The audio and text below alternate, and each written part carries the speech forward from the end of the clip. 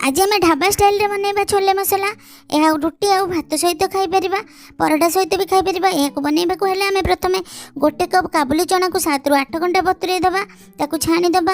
एबे 1.5 कप पानी दे pressure cooker रे गोटे तेजपत्र, गोटे अलैच, गोटे डालचीनी, 2टा लवंग, टिके लुण पकईकी 6 ରୁ 7टा सीटी मारिया पर्यंत मीडियम फ्लेम रे ताकू बसई दबा।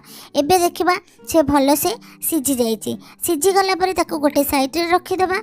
एबे आमे 2टी टमाटर, 2टा पियाज, 7-8टा रसुण, 2 इंच अदा, 2टी कंचा लंका ताकू बाटी देबा। टमाटर को अलगा बाटिबा।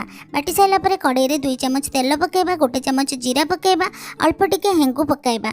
हेंगु पके साइला परे फुटी गला परे जो अदा रसुण बटा को ता देहरे पकेबा। पकेकी आमे ताहाको किछि समय पर्यंत भाजी देबा। 2 ରୁ 3 मिनिट पर्यंत यही अदा रसुण पियाज बटा को आमे भाजिबा। एबे आमे एथिरे जो टमाटर को रखिथिले बाटिकी ताकू पकाइबा। टमाटर को पकेला परे अल्प टिके पानी दबा। सेथिरे आमे हल्दी हाफ चम्मच पकाइबा, काश्मीरी लंका गुंड 1 चम्मच पकाइबा, धनिया गुंड 1 चम्मच पकाइबा, लूण हाफ चम्मच पकाइबा, चाट मसला सेथिरे 1 चम्मच पकाइबा, गरम मसला पकाइबा, कस्तूरी मेथी पकाइबा, सेथिरे 2 बड़ चम्मच छोले मसला पकाइबा। यह को पकाई साइला परे 5 ରୁ 6 मिनिट पर्यंत घोड़ेकी रखिदेबा।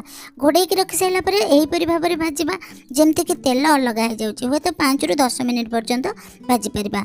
एबे जो काबुली बोट को आमे सिझेकी रखिथिले पानी सह काबुली बोट को ता देहरे पकाई देबा। एबे घोड़ेकी आमे 15 ରୁ 20 मिनिट पर्यंत घोड़ेकी छाड़ी देबा। एबे काढिकी देखिबा जे हमर भल से सिझी जाइची। एबे आमे सेथिरे धनिया पत्र किछि पकाइबा।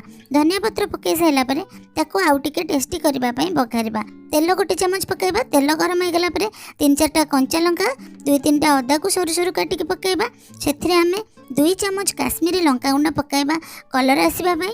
आउ सी टिके ताती गला परे आमे सेइथिरे ओजाड़ी दबा।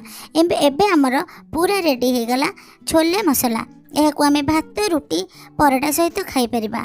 आउ यह बहुत टेस्टी लागिଥାଏ। आकु आमे जे कोनोसी थिरे मध्य खाई परिबा।